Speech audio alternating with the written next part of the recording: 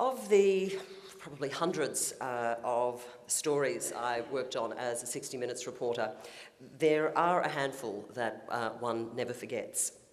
One of those, 20 years ago, shone a spotlight on the plight of young people who, requiring full-time care, were having to live in an aged care facility because there was no alternative.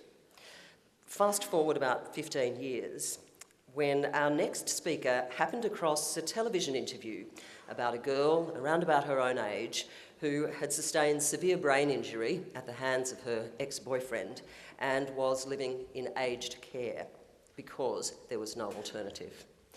Georgia Retallick decided to do something about it. She joins us this morning to talk about just what that has been.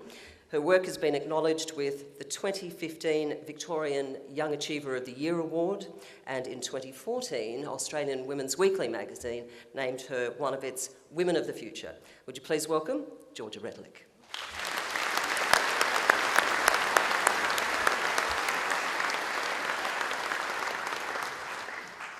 Hi there everyone, and thank you for the lovely introduction, Tracy. I'm so pleased to be here today to speak to you all. I very much appreciate the opportunity to talk to such a big crowd and share what I've been working on. I have spoken at about 15 Rotary clubs in the last 12 months, so I apologise if anyone here has heard me speak before. I have tried to make it a little bit different for you today. Basically, I thought I would just give you a bit of an intro into how this organisation was started and what led me to get into this area of young people living in aged care. It was about 5 years ago that I was home one night. I was 18 years old and I turned on the TV and stumbled across an interview about a young girl named Angela Barker, who's pictured up on screen. Angela was a beautiful 16-year-old girl living in Benalla. One night she was brutally attacked by an ex-boyfriend. He beat her up so badly that she was left with a very serious acquired brain injury. Angela was in a coma for a number of weeks, and once she woke up in hospital, the doctors classified her as being in a permanent vegetative state, and they told her parents she would never regain the ability to walk or even communicate. At that point, they didn't even know what Angela's brain function was and whether she was able to understand them, because she wasn't even able to move her face or her eyes. At this point, Angela stayed in hospital for a very long time, recovering. And at about, I think, 6 to 8 months later, once she was deemed medically stable, the hospital said to her parents, it's time to discharge her now, it's time for her to go home. And because her parents didn't have the money to be able to have someone come and stay with them and care for Angela full time, which is the very high care need level that she needed, there was no other option than to put Ange into a nursing home. So in the space of about a year, she went from being a bright and bubbly girl in year 10, age 16 at school, to living in a nursing home. She shared a room with a woman in her 90s. That woman sadly passed away. They moved someone else in, and that was her life for the next 2 years.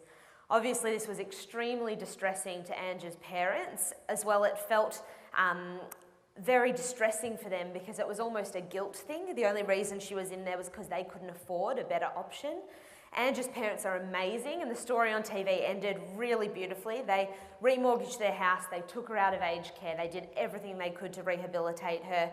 Her dad couldn't get any funding for rehab, so he actually set up a rope and pulley system in their garage and was getting her out of her wheelchair and helping her himself every day until they got funding for occupational therapy, physios, things like that. That accident was about 14 years ago now for Angela. And fast forward those 14 years, Ange learnt to talk again. She recently learned to walk again, and she is now living independently in Melbourne City in an apartment on her own. She works 2 days a week at NAB, and she is an incredibly accomplished young woman. She's busier than I am. She's always travelling the world. She's very outspoken about domestic violence and the effect that has on young people, as well as the issue of young people living in aged care based on no other options here in Australia. I guess this story finished on the TV. It went for about 20 minutes and I was left just sitting there in shock. I had absolutely no idea that this was an issue facing young people. I had no idea that people as young as 16 were living in nursing homes because we weren't offering anything better. There was a doctor interviewed on the program, Dr. Bronwyn Morecambe. I contacted her about an hour after the program aired and said, look, I'm really interested in this issue. I'm 18 myself, going into uni, and I want to do something to help. And she let me know about things that they were doing at the moment, that they were raising money to get Wi-Fi and internet into nursing homes to keep people in contact with family. And they were trying to organise for young people to get taxis home over the weekend and do things like that. And I said, that's great, Bronwyn, but what are we doing to get young people out of aged care? And that's when I really found out that no one was doing anything. And I did a bit of research and I found out that not only in Australia, but globally, this is a huge issue. We have in Australia 7,000 young people living in aged care. That's people from as young as 15 and 16 up to people in their early to mid 50s. And what we're dealing with here is people with acquired brain injuries, spinal injuries, the onset of early degenerative diseases like MS or motor neurone. And that's when we found out there was nothing else going on. I did a bit of research, and I think one of the statistics that jumped out at me most was this one, and that was that 53% of young people living in aged care receive a visit from a friend less than once a year, which is just horrific when you really think about it. And when speaking with young people that I work with now and their families, that's one of the biggest things. Nursing homes are a really daunting place for a lot of these young people and their friends. And that's what Ange tells me all the time. At 16, she lost a lot of friends because they didn't want to come and visit her in a nursing home. It wasn't an environment that they found to be comfortable for them, and it wasn't stimulating for her either. When I did the research, a lot of things I found out about was the lack of rehab in nursing homes. And I was just saying earlier before to a couple of people outside, I feel quite sorry for the aged care industry because they get a really bad rap. They're not set up for rehabilitation or to be able to care for these needs of young people. So what we want to do is find a better solution, one that benefits our young people and that allows our aged care system to get back to doing what it's best at. So I did this research, and it was about 3 weeks later that I thought, you know what, if no one else is doing anything, I'm going to give it a go. And I applied to start a charity. Very fashionable photo of me sending off my application. It was as simple as that. I think I went into it very naively, thinking I'll start a charity, raise some money, solve this problem, done. Not so easy as you could imagine. So I sent off the application. It was a couple of weeks later I'd formed a board of directors, which, as you can imagine at the time, was mainly family and family friends of ours that I felt would get as passionate as I was about the cause. And we set about deciding what we were actually going to do. Now we knew what we wanted to help, we knew the group that we wanted to help, but how were we actually going to help them? And what we came up with was our own model of care called the Y House model. Now, the Y House model is unlike anything else that's available in the country at the moment. It's a transitional model of care, and basically it's aimed at being a facility that these young people can go to after discharge from hospital or after discharge from rehab, where they have that time to plan out what their next move is, what their next step is, whether that's modifying their family home so that they can go back, or whether that's increasing some functionality. For some people that's learning to move a hand, and for some people it's learning to walk again. It's doing things like that, and also finding appropriate places in the community. For example, with Angela, if she'd had 6 months in a facility like Y House where she was able to plan what those next moves are, it's likely she wouldn't have been put into a nursing home at all. What we have happening in Australia is a lot of young people, straight after diagnosis and straight after coming out of hospital, haven't made those plans, and so we put them into aged care with this big banner over the top saying we'll get you out eventually, and then what we see is such a rate of deterioration that these young people aren't actually able to ever be brought out of aged care. And that's because they haven't had the rehab and they're deteriorating, but it's also because they're developing secondary infections or dying from very preventable causes like choking on food due to lack of supervision. And as I said earlier, that's not really at the fault of the nursing home because, as I said, they're not set up for these types of care needs. So just looking at the plans up here, we'll go back. What we did was we wanted to develop a model that was inclusive. We wanted young people to be around other young people, to be able to work off each other. Obviously, people will come into this facility at different stages of their recovery, and that's the idea. You can see how far people have come when you've still got a long way to go. This bottom floor on the left here is all about shared living spaces and shared communication. We've got the big rehab gym in the middle and the big hydro pool and spa to go out the back. That really is the biggest attraction when it comes to our Y House model, because in a lot of these community residential aged care facilities, there's no access to rehab. And what happens is young people, it's a huge ordeal to get them on a bus and get them out to rehab, so it often doesn't happen more than twice a week, which is not enough to stop that rate of deterioration, let alone to build up increased skills and functionality. The top floor, on the other hand, is all about independence and having your own space. We're actually altering these plans at the moment, so forgive me, these are the old ones. But we're going to have 15 units on the upstairs floor. We've taken that down from 25 so we can make them more personalised units with small living areas and kitchenettes. And it's about having that own space and having space to have your family over and do things like that, but also learning again to be independent and do things in your own area, if that's making a cup of tea or if it's getting yourself out of bed, whatever that may be.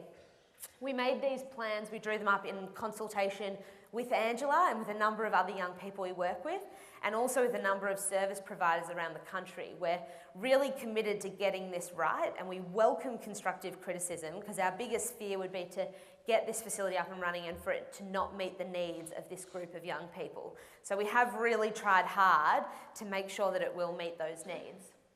There's a couple of views here of what we think it will look like. The hydro pool out the back there, I think it looks so nice, no one's going to want to move out. A couple of breakout spaces. We're really focused in our new design on having spaces where people can enjoy the quiet but also be close to other young people. And just a front view there. So we had these plans developed. I was super excited and I looked at the architect and I said, how much is this going to cost me? And he said, $3 million. And I went, okay. And again, rather naively, I thought, well, I'll just raise $3 million. That's fine, no biggie. We'll get it up and running in a couple of years. Again, not as easy as first thought. We first started in 2011, our foray into the fundraising world, and as you will all know in your Rotary fundraising, it's not easy fundraising. And we had our first event in 2012, a black and white ball, which was a great start in getting us out there, and I think we raised about $25,000. And we thought, gee, that's amazing, but then we put it up against our $3 million tally, and we thought, oh, we need to kick it up a gear. We can't be bringing in $20,000 a year, that's not quite going to cut it. What we did get to do on that night, though, was meet Angela, and this is a photo of the first time that Ange and I met. It was so wonderful to meet her and her family and to hear from her parents who got up and spoke on the night. It really just gave us a bit of a push to keep going, because Angela's parents spoke so beautifully about what her life could have been like had she had this type of support from early on.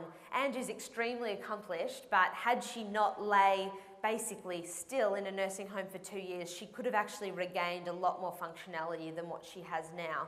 So it's those kind of young people that we want to help.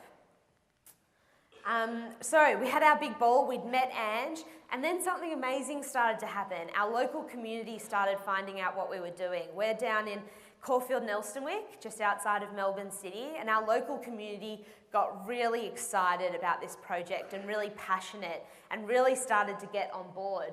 Our local Grilled came on board first. They were really interested in what we were doing, and they held a couple of weekends for us where they donated the proceeds of their business days, and we raised about $30,000 with them. We had our local banks come on board. We had local groups, churches, Rotary clubs, schools. People got really interested because we were a group of young people helping other young people, and it's not something that is very promoted in today's society, that young people are out there trying to make a difference. So we had a great experience there, and then we started to get a bit of media traction. We had people wanting us to go on TV programs and talk in magazines and newspapers about what we were doing, which was amazing. But one of the things I found every time I went to speak about White House was people would ask me, I'd start talking and I'd say, young people in aged care, and then I'd just move on, and they'd say, hang on a second, young people in aged care? And that's when I realised that this issue wasn't out there and people didn't actually know this was happening, similarly that I didn't know when I was 18. So we set about developing an awareness campaign to get the word out there and to inform people about what was happening in our country for young people with these types of injuries. We had the Are You Behind the Why campaign running in 2012. It was very successful. We had a number of celebrities get on board and promote our foundation and what we were doing and our solution to the problem we saw in terms of our model.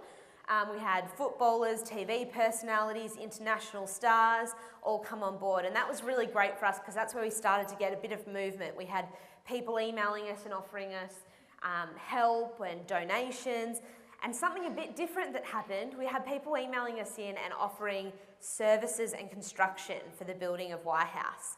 Up until now, we'd found it quite hard to go out to sponsors and say, could we have, $500,000 if that's all right?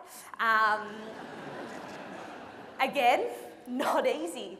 So when we had this happen, I think it was initially a gardener that came to us and said, look, I can't donate, but I think what you're doing is awesome and I'd love to do your landscaping once the building's up and offer ongoing gardening services. And I thought, wow, how generous, that's amazing.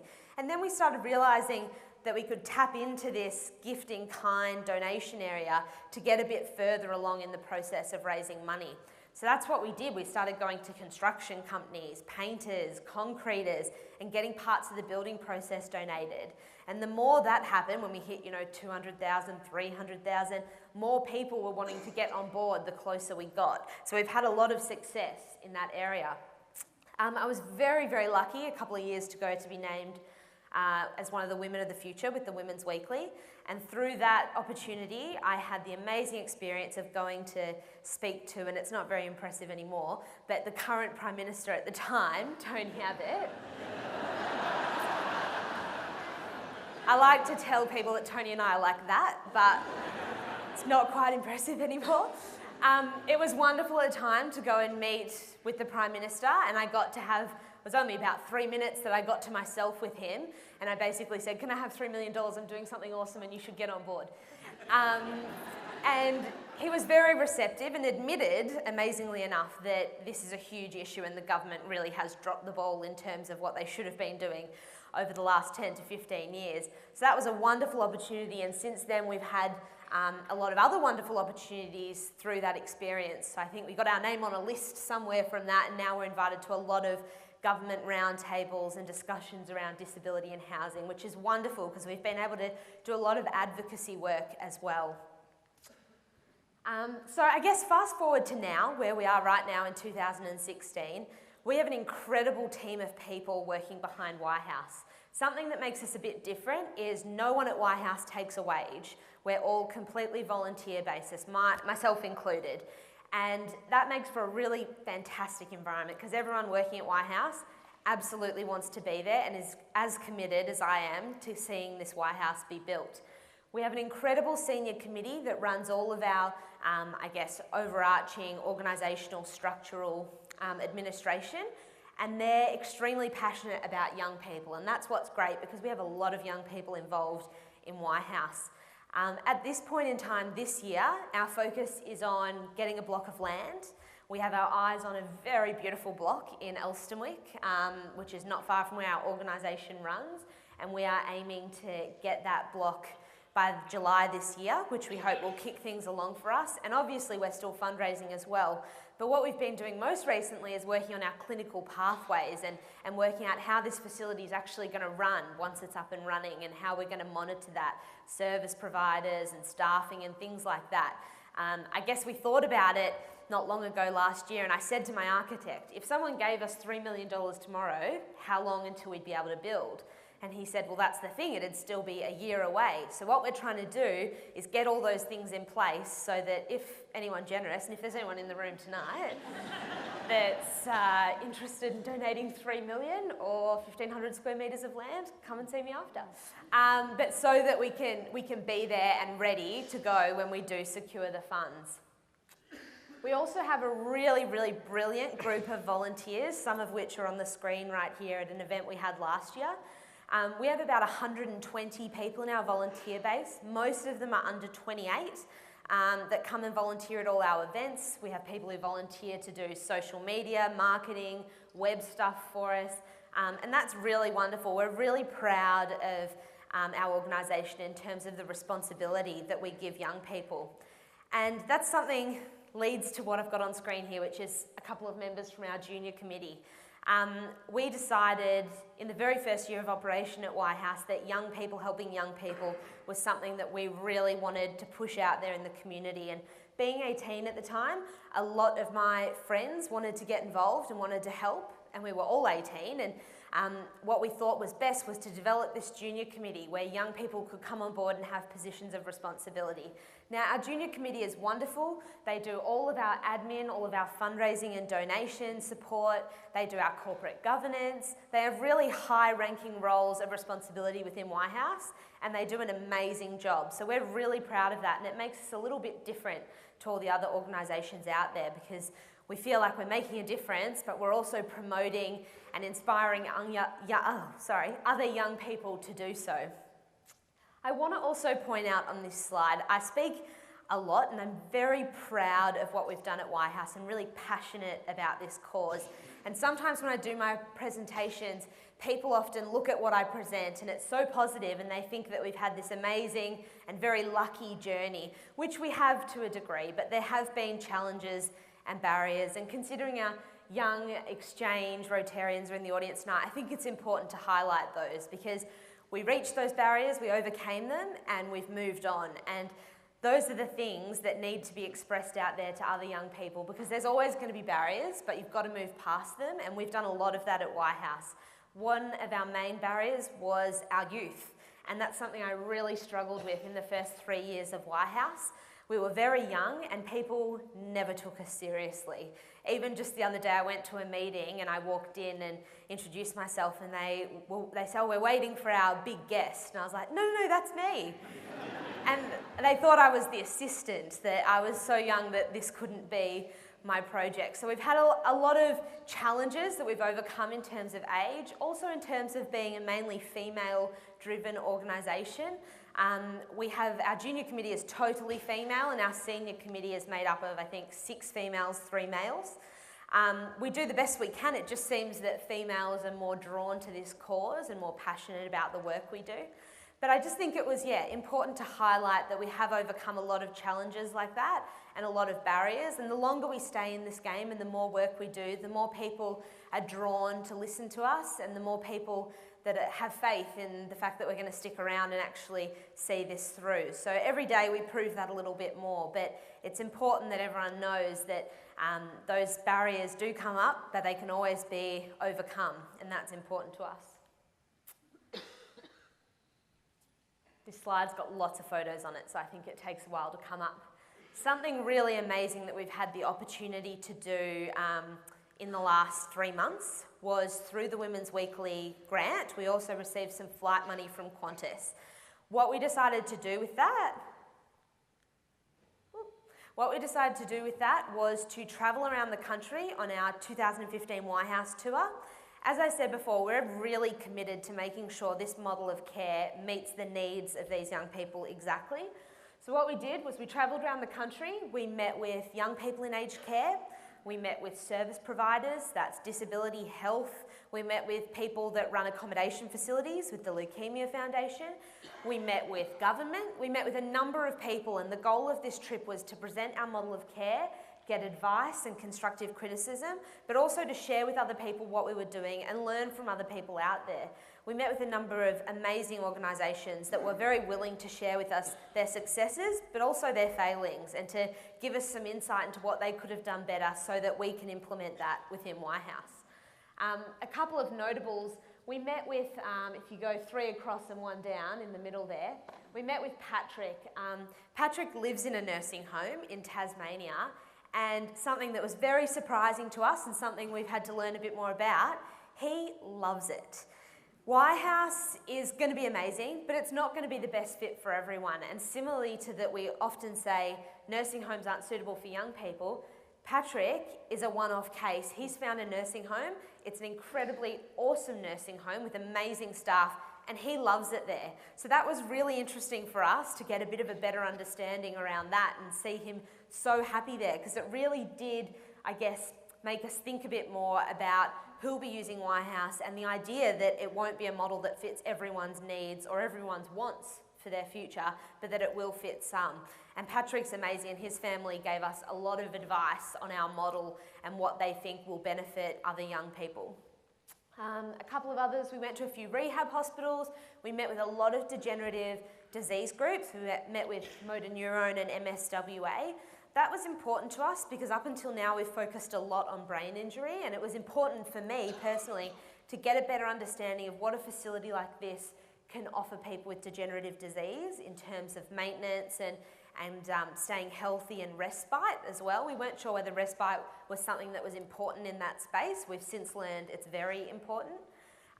This tour was such an amazing opportunity for us and an amazing experience. I went on the whole thing, and then on each leg we had a junior committee member come on board as well. And it was amazing for them to get a bit of an insight into what we're trying to do and a better understanding of what else is out there and what else is available in this space. Amazing, and we're very, very thankful to the Women's Weekly and Qantas for doing that for us.